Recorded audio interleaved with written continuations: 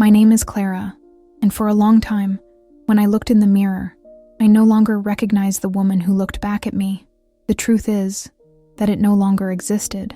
The smiling, light, and full of life woman had been slowly sucked by someone who seemed like the love of my life, until it turned out to be a broken mirror where all I saw was illusion.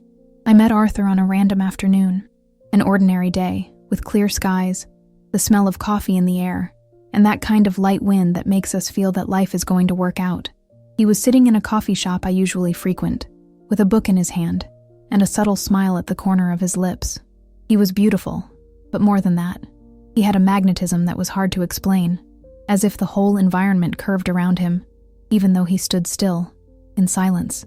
He was the one who started a conversation, and I, who never really liked chatty strangers, found myself laughing at the third sentence he uttered. There was something about him that felt familiar and at the same time new. He listened to me as if I were the only person in the world, and maybe that's the first trick, to make you feel seen. In the days that followed, Arthur appeared in everything, in the good morning by message, in the bouquet left at my gate, in the invitation to dinner that seemed to come out of a movie. He was sweet, careful, intelligent, everything in excess, all too fast. But I felt chosen. And when we spend so much time invisible, being chosen feels like a gift from the universe. He told me that he had never met anyone like me, that my energy was different, that I had light. I didn't know then that narcissists love light, and then turn it off slowly, in silence, until only the pitch is left. In a few weeks, he already knew about my traumas, my fear of abandonment, my difficult relationship with my father, the times I felt insufficient. He listened to everything with understanding eyes. He said that with me he could be himself, that I was his peace. I fell in love with this man who seemed to have been made for me, but small signs began to emerge. Nothing obvious. Small fixes disguised as caution. You talk too much, you know. That outfit makes you a little vulgar. It's not that I'm jealous. It's that friend of yours clearly wants you. The first time I felt confused was at a dinner with friends of mine. Arthur was strange, far. When we got home, he accused me of flirting with a childhood friend. He said I disrespected him. I cried. I apologized. I didn't know what I had done wrong, but he forgave me, and he hugged me tightly, as if it were the last time, and maybe that was the beginning of the end, but I didn't know it yet. Over time, I stopped hanging out with my friends, by my choice, or for fear of him looking bad. I began to adapt my routine to his. My schedules, my way of dressing, even the tone of my voice. Everything changed little by little, as if he was redesigning who I was. And I, blinded by love, let me. What I didn't know was that I was entering a game where only he knew the rules, and I would lose all the rounds. Time passed, and I no longer knew where Arthur ended, and I began. The mornings were sweet, sometimes even gentle. He would make me coffee, kiss my forehead, say things like, "I just want to protect you from the world." And that, at that time, sounded like love. But his protection came with a price. Gradually, I realized that everything in me was a reason for criticism. Are you going to leave like this? Don't you think this colleague of yours is too close to someone who only works with you? Why do you take so long to answer when you're with your mother? At first, I defended myself. I tried to explain. He said he was being unfair, but then came his look. Ice cream. Silent, and I didn't know how to deal with that silence. It was as if the ground disappeared under my feet, so I gave in. He changed his clothes. I cared less about my mother. He avoided friends. It wasn't fear yet. It was guilt. He made me feel that everything was my responsibility, that if he felt insecure, it was because I gave him reason, that if he lost his temper, it was because I provoked him. And the cruelest thing of all is that he didn't scream. He walked away. It became cold, absent, distant, and I ran after it trying to fix what I didn't even understand had broken. I remember a specific night, a dinner that I prepared myself to celebrate our 6-month anniversary. I was so excited. I spent hours choosing the food, the wine, the background music. I got ready carefully. I wanted it to be special. When he arrived, he looked at the table, looked me up and down and said only, "You know, I don't like that perfume." I laughed, thinking it was a joke, but his smile never came. Dinner was a painful silence. I tried to start a conversation, and he barely answered. In the end, he put the plate down halfway and went to his room without saying goodnight. I cried softly, sitting at the table, feeling that something in me was shattering, but trying to convince my heart that it was just a phase. The next day, he woke up kissing me. I brought coffee in bed. He said I was the woman of his life, that he was only stressed with work, and that if I had really tried to please him, I would have remembered that perfume gave him a headache. And I apologized. I began to doubt myself, from my memories, of my intentions. Sometimes I would say one thing, and he would say that I had said another, and he was so convincing, so sure, that I was beginning to think that maybe my mind was failing. Maybe I was exaggerating. Maybe I was really too sensitive. It was a game, a cycle. He hurt me, silenced me, and then rewarded me with doses of affection that made me forget, or worse, thank me for still having him around.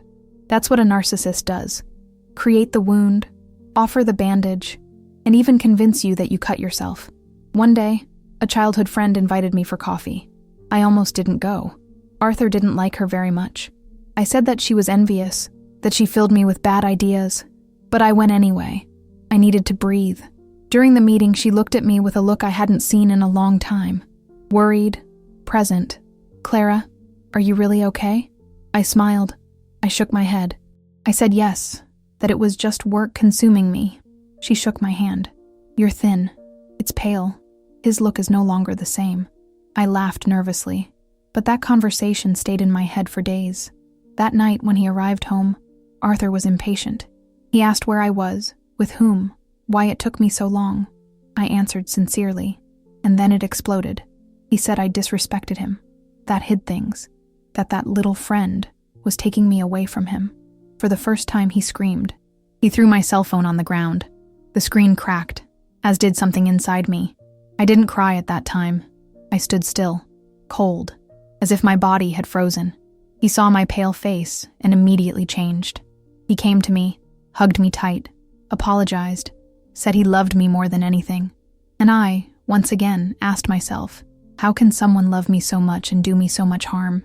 But even with all the doubts, I stayed there, pretending to be fine, smiling for the photos, supporting friends when they asked about the perfect couple, hiding the marks that didn't appear on the skin, but hurt inside.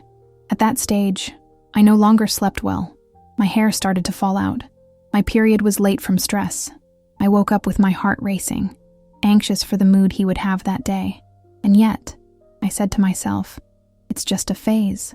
Every couple has its ups and downs. Little did I know that what was to come was the abyss. I began to live on constant alert. I woke up afraid of his mood. He slept analyzing everything I had said during the day. My words, my gestures, even my silences became ammunition for the wars he started out of nowhere. And the cruelest? He always came out as the innocent. I was the exaggerated, the dramatic, the unstable. Arthur said he only wanted the best for me, that everything he did was for love, and I wanted so much to believe. Because to accept that he was cruel would be to admit that I was trapped in something sick, and I didn't know if I would have the strength to get out anymore. My family began to notice that something in me had changed, but I was good at hiding it. I responded with smiling photos, sweet messages, and the old phrase, "It's okay, just running." Lie. I was disappearing. He took me away from everyone, subtly. First, with comments. "Your brother doesn't like me very much, right? Your mother is kind of controlling, have you noticed? These single friends just want to fill you with insecurity." Then, with more aggressive reactions. He would turn away if I went out to see someone. He threw tantrums. He isolated himself in his room. And I felt torn between love and guilt. I started canceling appointments, making excuses, disappearing. There came a point when my days were just him. My thoughts were him. My life revolved around his desires. I no longer chose what to eat, what to wear, what to dream about. Everything had to pass through his filter. And even so, I kept failing. He accused me of betrayals that never existed. It invaded my cell phone. I read old messages and interpreted everything through an unhealthy lens. Once, I found a diary of mine turned over. I questioned, and he didn't deny it. If you have nothing to hide, why bother? That phrase kept echoing in my head, as if I deserved distrust, as if my transparency wasn't enough. And I started to doubt myself. Even my thoughts seemed wrong. One night I had an anxiety attack. My hands sweated, my heart raced, my breath failed. I was on the bathroom floor, shaking, not knowing why. Arthur came in and found me like this. For a second, I thought he was going to be scared, welcome me, maybe even rethink everything.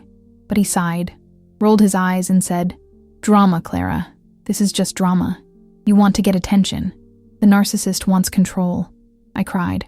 I cried like a child, but in silence, because even my crying irritated, and he came out of the bathroom as if I were a spoiled child, not a broken woman. That week, I dreamed 3 times that I was running away, always afraid, always running. I woke up sweating, with a heavy heart, but during the day, he kept smiling, because it was easier to pretend than to explain, and because part of me still believed I could save him, or save us. I blame myself all the time, by the conflicts, for the coldness, by the distance. I thought that if I loved more, understood more, he would go back to being that man from the beginning. But the man of the beginning did not exist. It was just the disguise, the trap.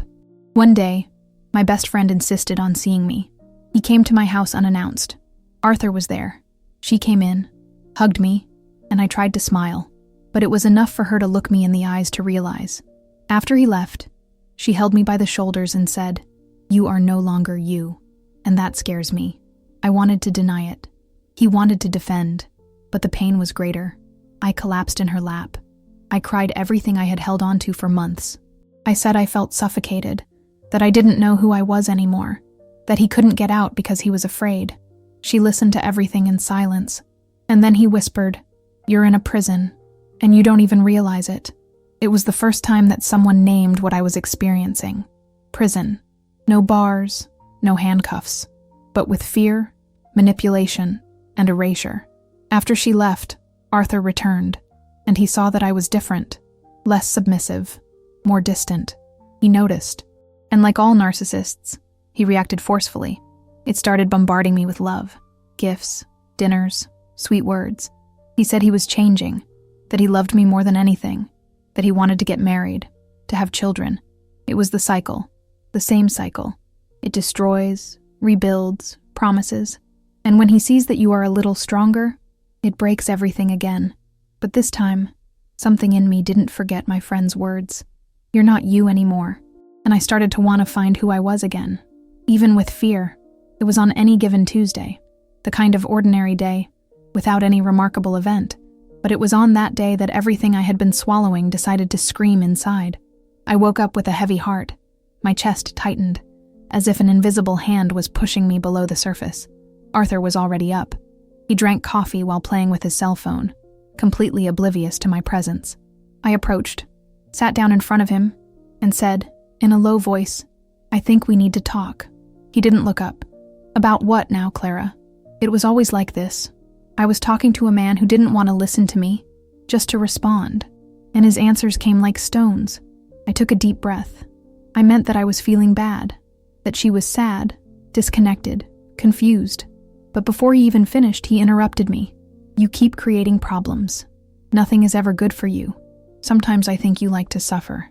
That hit me like a blade, not because of the novelty, but because of the frequency. I had heard variations of it so many times that, in a corner of my mind, I already believed it to be true. Maybe I was really difficult, complicated, too fragile. I spent the rest of the day in silence, but inside, something was beginning to move. It was small, barely noticeable, but it was real. A silent rage, not from him, from me, of everything I accepted, of everything I silenced, every time I denied my instincts to keep a love that never really loved me. That night, we had an argument. I, for the first time in months, spoke louder. I said I was feeling alone within the relationship, that he didn't recognize me anymore. He looked at me with that contempt that only he knew how to do. "You're freaking out, Clara. You're crazy. It needs therapy." Funny. He was the one who caused my wounds, but I was the one who needed treatment. He was the one who isolated me, manipulated me, diminished me, and yet, it made me believe that the problem was mine. After that, he left, and I was alone, sitting on the living room floor, with the lights off. It was there that I understood what rock bottom was. It's not the scream. It is silence. It is looking at yourself and not finding even the leftovers of what was once gone. It's not knowing if it's worth keeping trying. It's feeling like no one can take you away from where you are. Not even you. That morning I thought about disappearing. Not in dying. Not exactly. But in disappearing. Flee. Drop everything. Hide in a place where he could never find me. But I didn't go. Because there was still a thread. A single, tenuous thread holding me back. And that thread was my reminder of who I was before him. I then began to write it down. I took an old notebook and wrote things I liked before him. The first line was difficult. The second, a little less.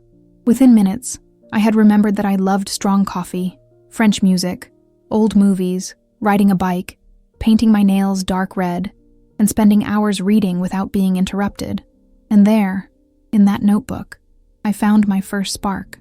In the following days, I started to pretend more coldly.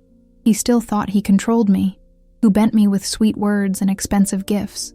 But inside, I was arming myself. I started talking less. Observe more, gathering evidence of what he did. Manipulative messages, audios, reports. I talked to a therapist in secret, in an online session hidden in a public bathroom. She listened to me. It validated me. Told, what you experience has a name. Emotional abuse. That broke me. But it also gave me strength. Because to name is to give shape. And shaping is the first step to face it. A week later, he had another crisis. This time it pushed me. With force. I tapped my shoulder on the corner of the wall. Hurt.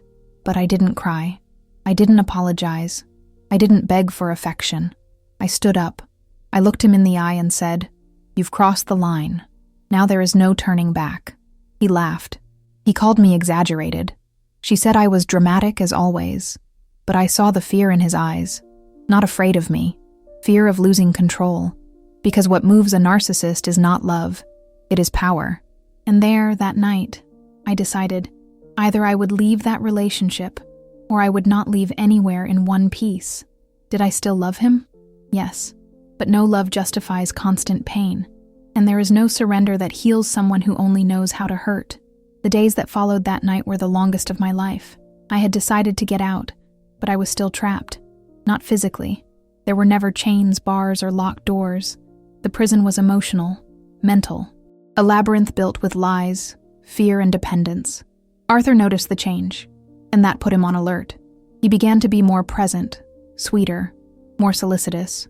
He woke me up with coffee, made plans for the future, talked about children, travel, and new beginnings. Inside, I watched everything in silence. I knew it was the enchantment phase again. One last loop before the final asphyxiation.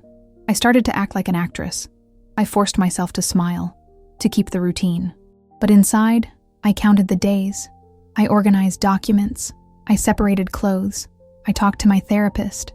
I agreed with my friend on an escape plan. Because yes, getting out of that kind of relationship is an escape, a rescue. But he's not stupid.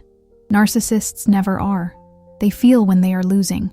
And when they do, they become dangerous. On the eve of my definitive departure, we had a fight. I had taken a long time to answer a message. He was in psychological care, and when I returned, I found messages from him, one after the other, followed by increasingly aggressive audios. Do you think you can ignore me? Are you playing the victim again? What if I disappear? Will you learn to value it then? I came home tense. My steps were heavy. I found him sitting on the couch, his eyes fixed on the turned-off television. You're weird, Clara. I know. There's something wrong. I didn't answer. Are you cheating on me? He spat out the question, as an accusation already tried and convicted, denied, ending in failure. He stood up. He walked in circles, clapping slowly, as if he were trying to maintain his own control. And then came the sentence. If I can't have you, no one else will. The blood ran cold. I laughed nervously. He said he was delirious, but inside I trembled. He approached, fast. He held me by the arms, pressed. Do you think you can play with me? Use me and throw it away? My eyes watered, but I didn't cry. I knew that if he saw weakness, he would have more strength. I managed to let go. I ran to the room. I locked the door. I called my friend with shaky hands. She came, with another friend, and together, they entered the apartment while he screamed, saying that I was unbalanced, that I needed help, that this was all something in my head. They got me out of there that same night, but my body, it didn't come out in one piece. My spirit was torn apart, my heart torn to pieces. I spent the next few days sleeping at my friend's house. He didn't eat properly. He had nightmares. I cringed when I heard a cell phone vibrate. The trauma now lived with me. And then, one late afternoon, I found myself on the balcony of her apartment, looking at the horizon. The sky had that color of the end of the world, between orange and gray. The wind was warm, and my head, empty. I thought about not going back, to leave everything, go to another state, change your name, disappear. Because at that moment, I didn't see a future. I only saw pain. But then I heard footsteps behind me. She was my friend. She didn't say anything. He just sat next to me. We were silent, for long minutes, and it was in this silence that something lit up. I didn't want to die. I wanted to live, but not the way I was living. I wanted peace. I wanted to meet the Clara of before, the one who laughed out loud, that she danced alone, that he had dreams, that he did not accept little. At that moment, I understood that Arthur almost took me to the end, but he couldn't. That's it. It was the beginning. The following days were a slow process of relearning, as if I was coming back to life after a long time submerged.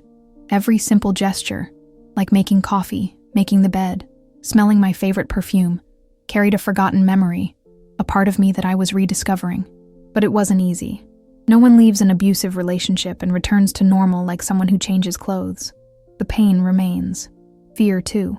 For the first few months, I still looked back waiting for him to appear. I had nightmares about his face, his words, his outbursts. I felt guilty. I could still hear his voice echoing in my mind. You're exaggerating.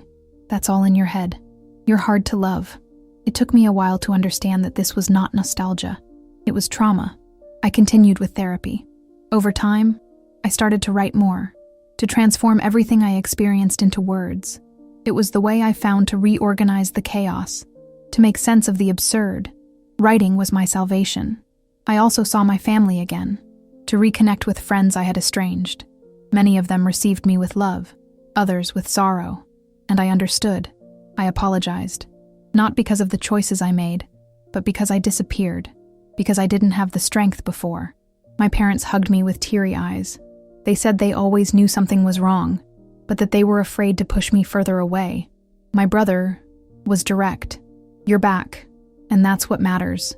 But the hardest part was forgiving myself. Yes, I needed that, because at some point, I hated myself. I felt stupid, weak, submissive. I asked myself 1,000 times, how could I let this happen? And the answer is simple and brutal, because he made me believe that I didn't deserve more. And this is the cruelest thing about emotional abuse. It leaves no visible scars, but it marks the soul. And often, no one sees it. Nobody understands. Society still thinks that, if there was no physical aggression, it was not that serious. But I guarantee, what killed me inside was not the pushing. It was the cold look after my crying. It was calculated silence. It was the doubt planted in me every day. Today, months later, I still wake up sometimes afraid. I still have days when my voice fails, in which my reflection in the mirror seems far away. But now, I know who I am. Or rather, I'm relearning who I am. And that's all. I don't want answers anymore, nor revenge. I want peace. I want truth. I want to move forward without carrying weights that are not mine. I don't romanticize what I experienced. I don't want to forget. I want to remember, never to return. If you've read this far, you may have experienced something similar, or is living. And if that's the case, I ask you, listen to that voice inside you, the one who whispers when everything seems noise, the one who still knows who you are, even if you've forgotten. You deserve to be heard, beloved, respected, and above all, you deserve to come back to yourself. I'm back, with scars, with fears, but I came back. I pretended to be fine for months, but now I don't pretend anymore. I'm far from completely cured, but I'm alive, and this time, for me,